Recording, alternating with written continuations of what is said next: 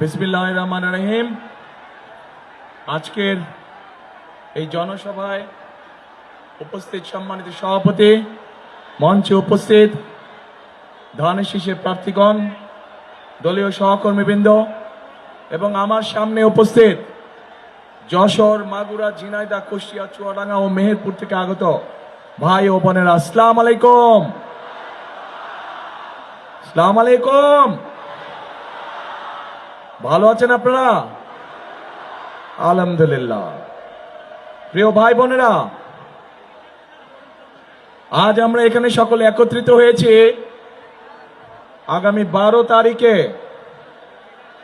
বাংলাদেশের মানুষের যে রাজনৈতিক অধিকার বিগত প্রায় 1 যুগেরও বেশি সময় আগে কেড়ে নেওয়া হয়েছিল, বাংলাদেশের মানুষের কথা বলার যে অধিকার বিগত প্রায় 1 যুগ আগে কেড়ে নেওয়া হয়েছিল, সেই অধিকারকে প্রয়োগ করার, যার জন্য গত 1 যুগে হাজারো মানুষ গুম খুন খুনের শিকার হয়েছে, লক্ষ লক্ষ মানুষ গায়েবী মামলার অত্যাচার নির্যাতনের শিকার হয়েছে, সেই অধিকার ইনশাআল্লাহ বাংলাদেশের মানুষ প্রয়োগ করতে যাচ্ছে।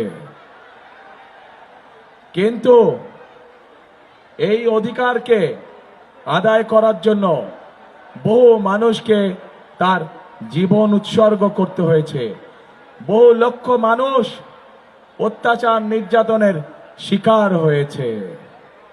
প্রিয় ভাই বোনেরা, 1971 সালে এই বাংলাদেশের বীর মুক্তিযোদ্ধারা যুদ্ধ করে জীবন বাজি রেখে লক্ষ শহীদের আত্মত্যাগের বিনিময়ে আমরা স্বাধীনতা অর্জন করেছিলাম। একইভাবে 2024 সালের জুলাই আগস্টে ছাত্র জনতার আন্দোলনের মাধ্যমে সেই স্বাধীনতাকে আমরা রক্ষা করেছি। আমরা দেখেছিলাম স্বৈরাচারের সময়, যেই স্বৈরাচার 1 যুগেরও বেশি সময় ধরে বাংলাদেশের মানুষের কাঁধে চেপে বসেছিল, আমরা দেখেছিলাম সেই সময় কিভাবে এই দেশের মানি গুণী সম্মানী মানুষদেরকে কথায় কথায় তারা তুচ্ছ তাচ্ছিল্য অপমানিত করত। আমরা দেখেছিলাম কিভাবে ভিন্ন মতের রাজনৈতিক নেতৃবৃন্দ কর্মীদেরকে বিভিন্নভাবে অত্যাচার নির্যাতন তুচ্ছ তাচ্ছিল্য অপমানিত করত তারা। প্রিয় ভাই বোনেরা, 2024 সালের 5ই আগস্টের পরে আমরা ধরে নিয়েছিলাম বাংলাদেশের রাজনীতিতে একটি গুণগত পরিবর্তন হয়েছে। এই মুহূর্তে বাংলাদেশে যে দলগুলো রাজনীতি করছে, তারা জনগণের মান মর্যাদা সম্মান অক্ষুণ্ণ রেখে কথা বলবে এবং রাজনীতি করবে। কিন্তু আমরা কষ্টের সাথে খেয়াল করলাম যে একটি রাজনৈতিক দল 5ই আগস্টের পর থেকে এই দেশের অর্ধেক জনগোষ্ঠী অর্থাৎ মা এবং নারীদেরকে তুচ্ছ তাচ্ছিল্য করে কথা বলা শুরু করলো। তারা একটি রাজনৈতিক দল উঠে পড়ে লাগলো কিভাবে মা বোনদেরকে ঘরের ভিতরে আটকে রাখা যায়। একটি রাজনৈতিক দল বিএনপি যেখানে পরিকল্পনা গ্রহণ করেছে যে বাংলাদেশকে যদি সামনের দিকে বাড়াতে হয়, বাংলাদেশকে যদি সামনের দিকে নিয়ে যেতে হয়, তাহলে সমগ্র জনগোষ্ঠীর এই যে অর্ধেক নারী সমাজ, তাদেরকে কখনো পেছনে রেখে সামনে আগানো সম্ভব না। কারণ আমরা বিশ্বাস করি দেশকে পুনর্গঠন করতে হলে, দেশকে গড়ে তুলতে হলে নারী পুরুষ সকলকে একসাথে কাঁধে কাঁধ মিলিয়ে কাজ করতে হবে। কিন্তু আমরা অত্যন্ত কষ্টের সাথে দেখলাম কয়েকদিন আগে একটি রাজনৈতিক দলের এক শীর্ষ নেতা একটি আন্তর্জাতিক গণমাধ্যমে বলে বসলো যে নারীদেরকে তারা কোন দৃষ্টিতে দেখে। শুধু তাই নয়, গতকাল আমরা দেখলাম, প্রিয় ভাই বোনেরা, গতকাল আমরা দেখলাম সেই নেতা, সেই রাজনৈতিক দলের নেতা বাংলাদেশের যে নারীরা, যে মায়েরা কর্মজীবী, সংসার চালানোর জন্য, সংসারকে ধরে রাখার জন্য, সংসারকে সুখে শান্তিতে রাখার জন্য যে লক্ষ কোটি মা বোনেরা বিভিন্ন জায়গায় কর্মসংস্থানে নিযুক্ত আছে, কর্মজীবী মায়েরা বোনেরা, তাদেরকে কি ভাষা ব্যবহার করে কথা বলেছে। প্রিয় ভাই বোনেরা, আমাদের প্রিয় নবী করিম সাল্লাল্লাহু আলাইহি ওয়াসাল্লাম, তার স্ত্রী বেবি খাদিজা, উনিও একজন কর্মজীবী মহিলা ছিলেন, উনিও ব্যবসা করতেন। প্রিয় ভাই বোনেরা, বদরের যুদ্ধের কাহিনী নিশ্চয়ই আপনাদের কম বেশি জানা আছে। সেই বদরের যুদ্ধে মুসলমানদের যে বাহিনী ছিল, তাদের লোক লস্কর, যত রকম সরঞ্জাম ছিল যুদ্ধের, খাবার দাবার, সকল কিছুর আয়োজন করেছিল হযরত আয়েশা তার অবস্থান থেকে। শুধু তাই নয়, বদরের যুদ্ধে যে সকল মুসলমান সৈনিকরা আহত হয়েছিল, তাদের চিকিৎসা সেবার ব্যবস্থা হযরত আয়েশার মাধ্যমেই করা হয়েছিল। সেদিন যেই নার্সিং সিস্টেম আমরা এখন দেখি, সেই নার্সিং সিস্টেম সেই সময় হযরত আয়েশার নেতৃত্বে হয়েছিল।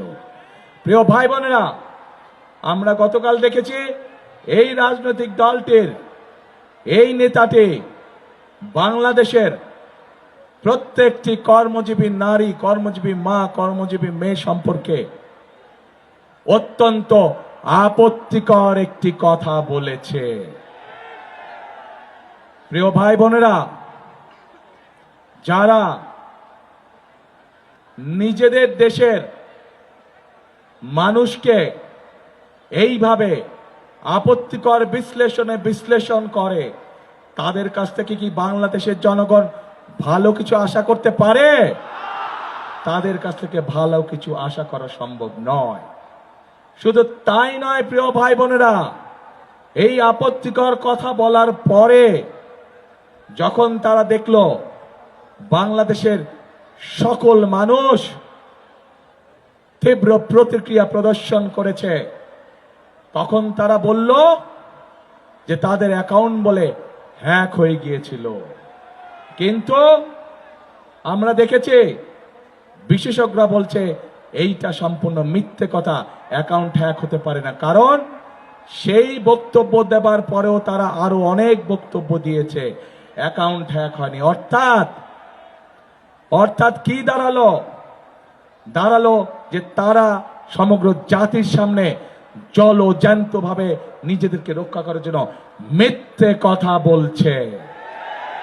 যারা জনগণের সামনে প্রকাশ্যে মিথ্যে কথা বলতে পারে, তারা আর যাই হোক জনগণের বন্ধু হতে পারে না। প্রিয় ভাইরা, প্রিয় বোনেরা, আমার প্রশ্ন, তাদের দলেও তো তাদের নারী কর্মী আছে বলে শুনেছি, তাদের নারী কর্মীরাও তো ঘর থেকে বের হয়ে তাদের দলের কাজে যায়। তাহলে আমরা কি এখন প্রশ্ন করতে পারি না তাদের নারী কর্মীদের কাছে যে আপনাদের দলের নেতা দেখুন আপনাদের সম্পর্কে কি নোংরা চিন্তা করে? প্রিয় ভাই বোনেরা, বিএনপি সবসময় বিশ্বাস করে দেশের যদি উন্নয়ন করতে হয়, দেশকে যদি এগিয়ে নিয়ে যেতে হয়, তাহলে নারী পুরুষ ভেদাভেদ রাখলে চলবে না। আজকে যেই গার্মেন্ট শিল্প নিয়ে সারা পৃথিবীতে বাংলাদেশের মানুষ গর্ব করে, এই গার্মেন্ট শিল্প কারা চালাচ্ছে? এই গার্মেন্ট শিল্প তো বাংলাদেশের নারীরা চালাচ্ছে। গার্মেন্ট শিল্পের মধ্যে অন্তত 50 লাখেরও বেশি নারী শ্রমিক কাজ করছে। তাদের প্রতিদিনকার কষ্টের ফলেই আজ সারা পৃথিবীর বুকে বাংলাদেশের গার্মেন্ট শিল্প একটি বিখ্যাত শিল্পে পরিণত হয়েছে। এবং সেই জন্যই প্রিয় ভাই বোনেরা, এই নারী সমাজকে শুধু সহযোগিতা না, তাদেরকে শিক্ষিত গড়ে তোলার জন্য দেশনেত্রী খালেদা জিয়া যখন দেশ পরিচালনার দায়িত্বে ছিলেন, সেই সময় তিনি বাংলাদেশের মেয়েদের শিক্ষার ব্যবস্থা ফ্রি করে দিয়েছিলেন ইন্টারমিডিয়েট পর্যন্ত।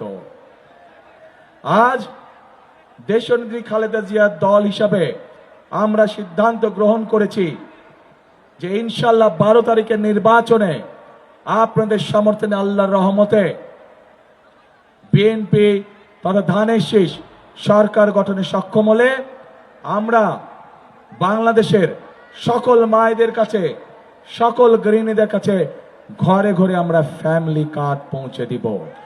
যেই ফ্যামিলি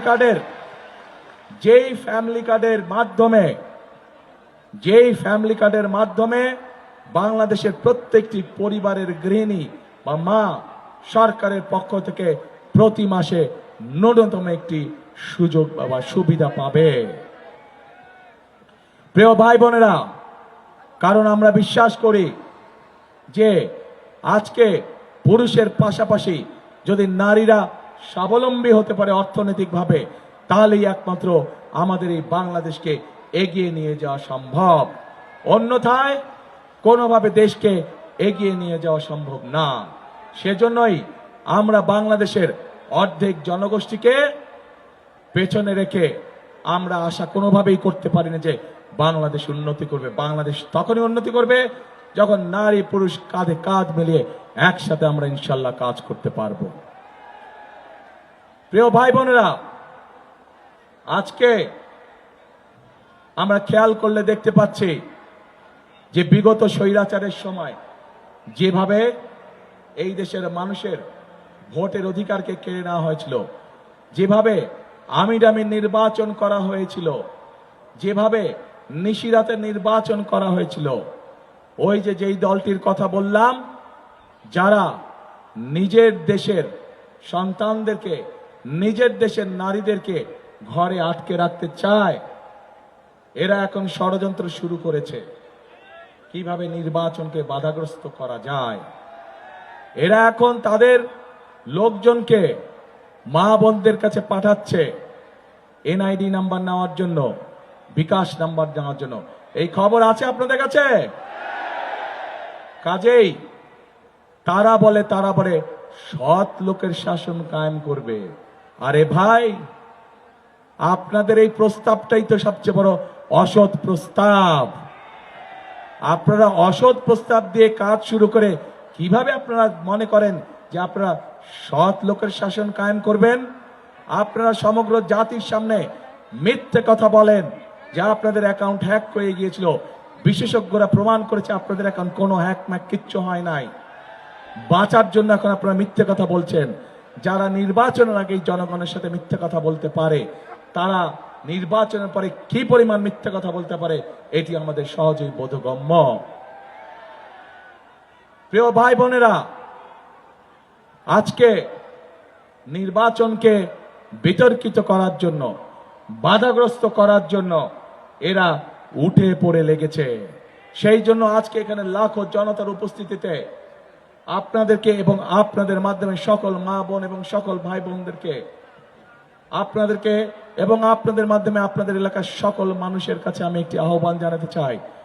আপনাদেরকে অত্যন্ত সতর্ক এবং সজাগ থাকতে হবে, যাতে কেউ ষড়যন্ত্র করে আপনার সেই ভোটের অধিকারকে কেড়ে নিতে না পারে। আবার প্রিয় ভাই বোনেরা, নতুন গল্প শুনছি, ইদানিং নতুন গল্প শুনছি যে এবার বলে ভোট গণনা করতে অনেক বেশি সময় লাগবে।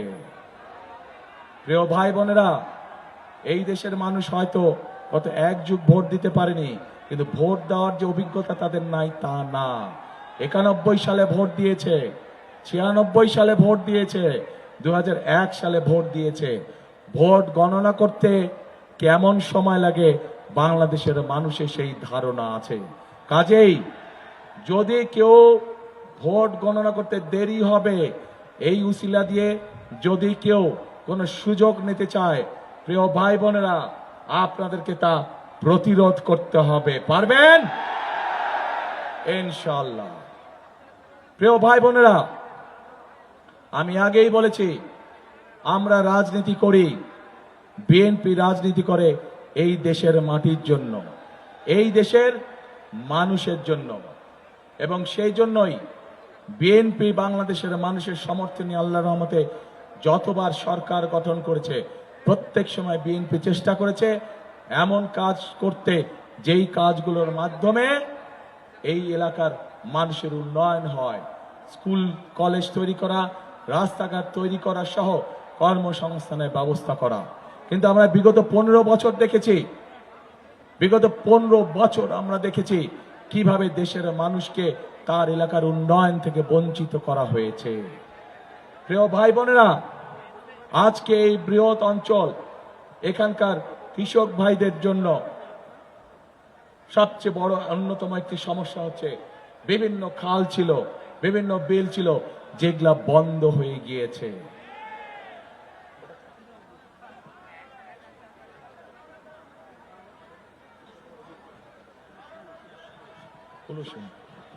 প্রিয় ভাই বোনেরা, আপনাদের নিশ্চয়ই মনে আছে একটি খাল প্রকল্পের কথা, উলসি খাল, মনে আছে? চিনেন? শহীদ রাষ্ট্রপতি জিয়াউর রহমানের সেই গেঞ্জি পরা ছবি নিশ্চয়ই এখনো অনেকের চোখের সামনে ভাসে। সেদিন উলসি খাল প্রকল্পের মাধ্যমে, উলসি খাল খনন করার মাধ্যমে শুধু উলসি খাল নয়, সারা বাংলাদেশে শহীদ রাষ্ট্রপতি জিয়াউর রহমান এরকম হাজার হাজার খাল খনন করেছিলেন, যার সুবিধা এই দেশের কৃষক ভাইরা, এই দেশের কৃষক ভাইরা পেয়েছে। এবং শুধু কৃষক ভাইরাই নয়, তার ফলে কৃষক ভাইদের ফসলের উৎপাদন দ্বিগুণ হওয়ার ফলে তার সুবিধা দেশের সাধারণ মানুষে পেয়েছে। প্রিয় ভাই বোনেরা, আমরা ইনশাআল্লাহ 12 তারিখে আপনাদের ভোটে নির্বাচিত হলে আমরা সরকার গঠন করার সাথে সাথে আমরা উলসি খাল সহ সারা বাংলাদেশে খাল খনন শুরু করতে চাই। আপনারা কি আছেন আমাদের সাথে খাল খননে? কারা কারা যাবেন আমাদের সাথে খাল খননে? ইনশাআল্লাহ আপনাদের সাথে খাল খননে আবার দেখা হবে। প্রিয় ভাই বোনেরা, এই এলাকায় শহীদ রাষ্ট্রপতি জিয়াউর রহমান আর একটি প্রকল্প গ্রহণ করেছিলেন, জিকে প্রকল্প, জিকে প্রজেক্ট প্রকল্প। বিভিন্ন কারণে সেটি পরবর্তীতে বন্ধ হয়ে গিয়েছে। আমরা চাই ইনশাআল্লাহ আপনাদের সমর্থনে সরকার গঠন করলে সেই প্রকল্প আবার আমরা চালু করতে চাই। প্রিয় ভাই বোনেরা, একই সাথে আমরা সারা বাংলাদেশে মা বোনদের হাতে, গৃহিণীদের হাতে যেমন ফ্যামিলি কার্ড তুলে দিতে চাই, ঠিক একইভাবে আমরা সারা বাংলাদেশের সকল কৃষক ভাইয়ের হাতে কৃষি কার্ডও তুলে দিতে চাই। এই কৃষি কার্ডকে, এই কৃষি কার্ডের মাধ্যমে আমরা কৃষক ভাইদের কাছে ন্যায্য মূল্যে আমরা সার, বীজ, কীটনাশক, ওষুধ, যেটি তার যে পরিমাণ জমি, ওই জমির জন্য যে পরিমাণ প্রয়োজন, সেইটি আমরা তার কাছে ঘরে দিয়ে আসতে চাই, ঘরে পৌঁছে দিতে চাই কৃষক ভাইদেরকে। এবং এই কৃষি কার্ডের মাধ্যমে শুধু যে এটাই পাবে তা না, কৃষি ঋণ থেকে অন্যান্য সকল কিছু অনেক সহজ হবে। প্রিয় ভাই বোনেরা, শুধু কৃষক কার্ডই নয়, আমরা সিদ্ধান্ত গ্রহণ করেছি যে ইনশাআল্লাহ আপনাদের ভোটে বিএনপি সরকার গঠন করলে পরে এই মুহূর্তে যে সকল কৃষক ভাইদের 10,000 টাকা পর্যন্ত কৃষি ঋণ আছে, সেই কৃষি ঋণ আমরা সুদ সহ মওকুফ করব ইনশাআল্লাহ। কারণ বিএনপি নির্বাচিত এই সরকার গঠন করলে সেটি হবে জনগণের সরকার, সেটি হবে এই দেশের মানুষের সরকার। এবং এই দেশের মানুষের সরকার হবে বলেই আমরা সেই সকল কাজ করতে চাই যে সকল কাজ করার ফলে দেশের সাধারণ মানুষের ভাগ্যের পরিবর্তন হবে। প্রিয় ভাই বোনেরা, যশোর সহ, ঝিনাইদহ সহ, মাগুরা, মেহেরপুর, চুয়াডাঙ্গার একটি বড় সমস্যা আছে। আমাদের তরুণ সমাজের সদস্য, যুব সমাজের সদস্য, অনেক সদস্য আছে শিক্ষিত, কিন্তু তাদের কর্মের সংস্থান নেই। আমরা এই ব্যাপারে পরিকল্পনা গ্রহণ করেছি, যা আমরা এই জায়গাগুলোতে, আপনাদের স্ব জায়গাগুলোতে আমরা বিভিন্ন রকমের ভোকেশনাল এবং ট্রেনিং ইনস্টিটিউট তৈরি করব, যাতে করে আমরা আমার তরুণ এবং যুব সমাজের সদস্যদেরকে সেখানে ট্রেনিং দেওয়ার মাধ্যমে দেশে তারা ব্যবসা বাণিজ্য করতে পারবে, একই সাথে তারা যদি বিদেশে গেলে কর্মসংস্থানের ব্যবস্থা করতে পারবে, সেভাবে আমরা তাদেরকে গড়ে তুলতে চাই। প্রিয় ভাই বোনেরা, আমরা নারী মা বোনদের জন্য কি করব তাদের কথা আপনাদের সামনে তুলে ধরেছি। আমরা কৃষক ভাইদের জন্য কি করব তাদের কথা আপনাদের সামনে তুলে ধরেছি।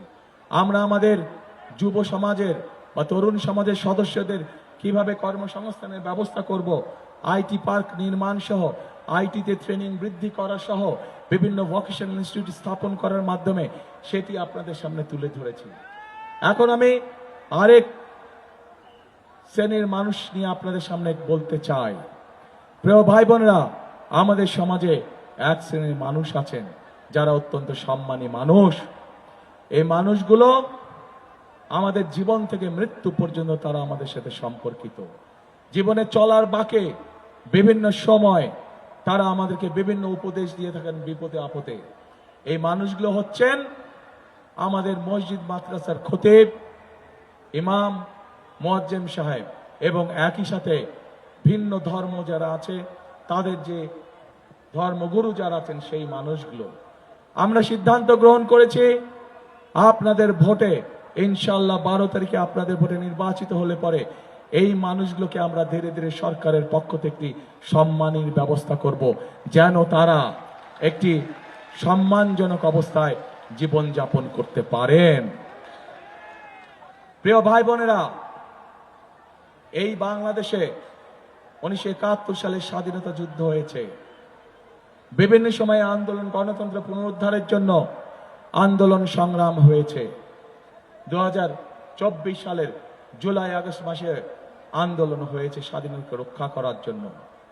সেই আন্দোলনের সময় আমরা কিন্তু কারো ধর্ম বর্ণ কোনো কিছু দেখিনি। রাজপথ দখলের সময় আমরা মুসলমান, হিন্দু, বৌদ্ধ, খ্রিস্টান সকল ধর্মের মানুষ মিলে যুদ্ধ করে এই দেশ স্বাধীন করেছি।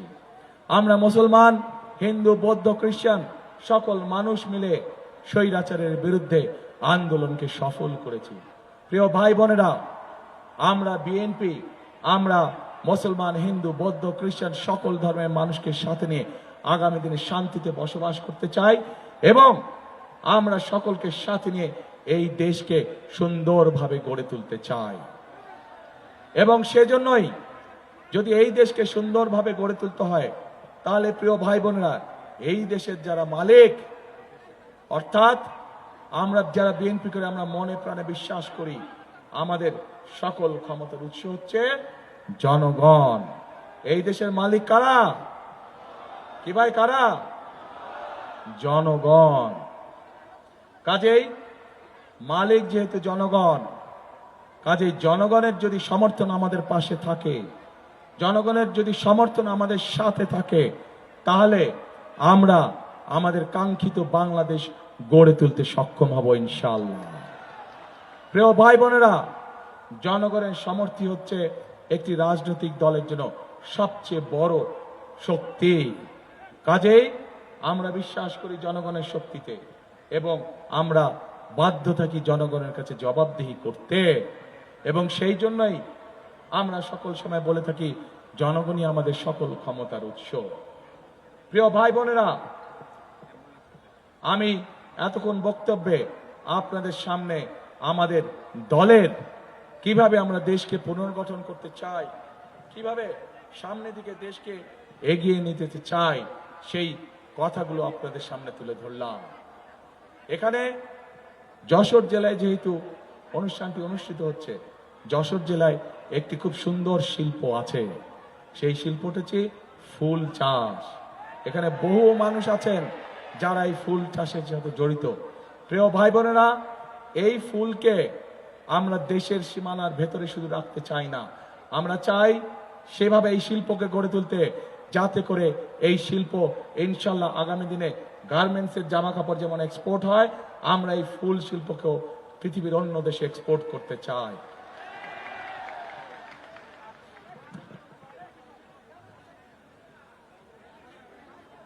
প্রিয় ভাই বোনেরা, আজকে এই এলাকার আরেকটি শিল্প আছে। যদি আমরা এই শিল্পটিকে গড়ে তুলতে পারি, মানুষের যেরকম সমস্যার সমাধান হবে, একইভাবে কর্মসংস্থানের সুযোগ হবে এবং আমরা বহু পরিমাণ বৈদেশিক মুদ্রা অর্জন করতে, বৈদেশিক মুদ্রা সাশ্রয় করতে সক্ষম হব। কি সেটি হচ্ছে আখ চাষ। আমরা দেখেছি এই এলাকায় প্রচুর আখ চাষ হয়, কিন্তু তারপরেও আমাদের চিনি কলগুলো বন্ধ হয়ে পড়ে থাকে। প্রিয় ভাই বোনেরা, আমরা এই চিনি কলগুলোকে আবার চালু করতে চাই। চিনি কলগুলো চালু করার মাধ্যমে আমরা যেমন কর্মসংস্থানের ব্যবস্থা করতে চাই, আমরা চাই দেশের বৈদেশিক মুদ্রাকে সাশ্রয় করতে, আমরা চাই এই দেশের মানুষ নিজের উৎপাদিত চিনি এই দেশেই ব্যবহার করতে যাতে সক্ষম হয়। প্রিয় ভাই বোনেরা, এভাবেই আমরা ধীরে ধীরে প্রত্যেকটি এলাকা, প্রত্যেকটি জেলা, সামগ্রিকভাবে সমগ্র বাংলাদেশকে আমরা পরিকল্পিতভাবে গড়ে তুলতে চাই, যার ফলে আমরা আমাদের প্রত্যাশিত বাংলাদেশকে গড়ে তুলতে সক্ষম হব। এখন প্রিয় ভাই বোনেরা, আপনাদের কাছে আমার একটি জিজ্ঞাসা, আপনাদের সকলের কাছে আমার একটি জিজ্ঞাসা। এতক্ষণ আমি আপনাদের সামনে আমাদের পরিকল্পনার কথাগুলো তুলে ধরলাম। আমরা দেশকে কিভাবে চিন্তা করছি সাজানোর জন্য, আমরা চিন্তা করছি দেশকে কিভাবে সুন্দরভাবে সামনের দিকে গড়ে তোলা যায়, আমরা চিন্তা করছি কিভাবে আমাদের মা বোনদেরকে অর্থনৈতিকভাবে, শুধু অর্থনৈতিকভাবে না, ফ্যামিলি কার্ডের মাধ্যমে অর্থনৈতিক এবং রাজনৈতিকভাবে স্বাবলম্বী করে গড়ে তোলার জন্য। আমরা চিন্তা করছি কিভাবে আমাদের কৃষক ভাইদের পাশে থেকে তাদেরকে অর্থনৈতিকভাবে স্বাবলম্বী করে গড়ে তোলার জন্য। আমরা চিন্তা করছি কিভাবে আমাদের তরুণ এবং যুব সমাজের সদস্যদের বিভিন্ন রকম কর্মসংস্থা তৈরি করার মাধ্যমে তাদেরকে এই বেকারত্বের অভিশাপ থেকে বের করে নিয়ে আসার জন্য। আমরা চিন্তা করছি আমাদের ধর্মীয় সম্মানী ব্যক্তি যারা আছেন, সে যে ধর্ম নিয়ে হোক না কেন, তাদেরকে একটি সম্মানজনক যাতে জীবনযাপন করতে পারেন তার ব্যবস্থা করার জন্য। এবং একই সাথে এলাকার বিভিন্ন যে গুরুত্বপূর্ণ প্রকল্পগুলি আছে সেগুলো কিভাবে আমরা বাস্তবায়ন করব সেটিও কম বেশি আপনাদের সামনে তুলে ধরেছি। প্রিয় ভাই বোনেরা, এখন আমার একটি জিজ্ঞাসা আছে। প্রিয় ভাই বোনেরা, আপনাদের সকলকে জিজ্ঞাসা আছে, রেডি? জিজ্ঞেস করবো নাকি? করব?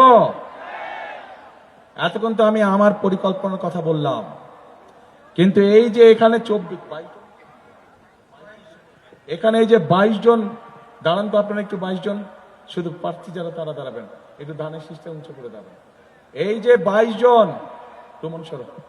এই যে 22 জন ব্যক্তি যার হাতে আপনারা ধানের শীষ দেখতে পাচ্ছেন, এতক্ষণ তো আমার পরিকল্পনা করছি, কিন্তু এই 22 জনকে নিয়ে আপনাদের পরিকল্পনাটা কে?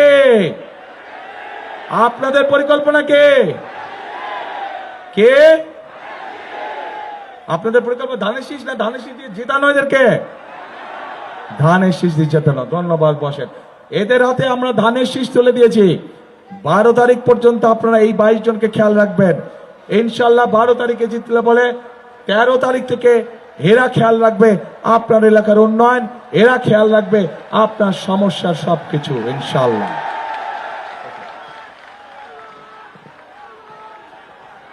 প্রিয় ভাই বোনরা, এই যে ভাই তোমরা স্লোগান দিচ্ছ, 1 মিনিট স্লোগান দিয়ে শক্তি শেষ করলে হবে না, এটা 12 তারিখে দেখাতে হবে। এই শক্তি, এই উৎসাহ, এই ঐক্যবদ্ধতা 12 তারিখে ব্যালট পেপারে প্রকাশিত হতে হবে। এবং একই সাথে যারা দেশের মানুষের সামনে মিথ্যে কথা বলে, সকালে একটা বলে বিকালে আরেকটা বলে, এইভাবে মিথ্যে কথা বলে, যারা দেশের অর্ধেক মানুষকে অপমানিত করে, তাদের বিরুদ্ধে আপনাদেরকে সজাগ থাকতে হবে। জানেন তো তারা কারা? কারা? হ্যাঁ, প্রিয় ভাই বোনেরা, তারা যাদের কাছে গিয়ে বিকাশ নাম্বার চাইছে, এনআইডি নাম্বার চাইছে, সেই সকল মা বোনদেরকে, সেই সকল ভাইদেরকে বলবেন ওই দিন পর্যন্তই বিকাশ নাম্বারে হয়তো কিছু পাঠাবে, তারপরে আর খবর রাখবে না তারা। এটাই হচ্ছে তাদের ক্যারেক্টার। আমরা দেখেছি কিভাবে 71 সালে দেশের মানুষকে রেখে তারা অন্যদিকে চলে গিয়েছিল এবং তার কারণেই এত লক্ষ লক্ষ মানুষ সেদিন শহীদ হয়েছিল। আমরা দেখেছি যে 71 সালে তাদের ভূমিকার কারণে লক্ষ লক্ষ মা বোন তাদের সম্মান হারিয়েছে। অবশ্যই এটা তো বলে কোনো লাভ নেই, এটাই তাদের ক্যারেক্টার। এবং সেই জন্যই যার নিজের দেশের প্রতি দরদ নাই, 71 সালে প্রমাণ হয়েছে, আবার আজও প্রমাণ হলো, এই দেশের মা বোনদের জন্য, এই দেশের নারী সমাজের জন্য এদের কোনো দরদ নাই। কাজে প্রিয় ভাই বোনরা, আজ আমাদেরকে সতর্ক হতে হবে, আমাদেরকে সজাগ হতে হবে, চোখ কান খোলা রাখতে হবে যে ওইসব ষড়যন্ত্রীরা কোথায় কোথায় ষড়যন্ত্রের ওত পেতে বসে আছে। যেখানে ওত পেতে বসে থাকবে সেখানে আপনাকেও আপনার মতন করে জনগণকে সাথে নিয়ে ব্যবস্থা গড়ে তুলতে হবে, যাতে করে তাদের ষড়যন্ত্র কোনোভাবেই ফায়দা না পায়। এখন প্রিয় ভাই বোনেরা, আমরা কি বাংলাদেশকে আগামী দিন গড়ে তুলতে চাই? আচ্ছা, বাংলাদেশকে যদি আগামী দিন গড়ে তুলতে হয় তাহলে একটি কাজ, একটি স্লোগান, করব কাজ, গড়ব দেশ। তারপরে সবার আগে বাংলাদেশ, করব কাজ, সবার আগে বাংলাদেশ। প্রিয় ভাই বোনেরা, আজ আসুন এই নির্বাচনকে শুধু নির্বাচন দেখলে হবে না, এই নির্বাচনকে দেখতে হবে রাইট এবং রঙের দিন হিসাবে, দেশপ্রেমিক এবং দেশ বিরোধীদের দিন হিসাবে। এবং বাংলাদেশের মানুষ অতীতে কখনো ভুল করেনি, সকল সময় তারা দেশ প্রেমিকদের সমর্থন দিয়েছে। এবং তাই আমরা আল্লাহর রহমতে আত্মবিশ্বাসী, ইনশাআল্লাহ বিএনপি 12 তারিখে আপনাদের সমর্থন পাবে এবং আপনাদের সমর্থন নিয়েই বিএনপি শুরু করবে তার কাজ, করব কাজ, গড়ব দেশ, সবার আগে বাংলাদেশ। প্রিয় ভাই বোনেরা, যাবার আগে আরেকটি কথা বলে যাই, খাল কাটতে যাবেন কে কে আমার সাথে? হাত তোলেন। ইনশাআল্লাহ 12 তারিখে নির্বাচিত হলে পরে সরকার গঠন করে আমরা আসবো, খাল খনন কর্মসূচি শুরু করব। আমার সাথে থাকতে হবে সবাইকে, থাকবেন তো? ইনশাআল্লাহ। আল্লাহ হাফেজ। বাংলাদেশ জিন্দাবাদ, বাংলাদেশ জাতীয়তাবাদী দল জিন্দাবাদ। আসসালামু আলাইকুম।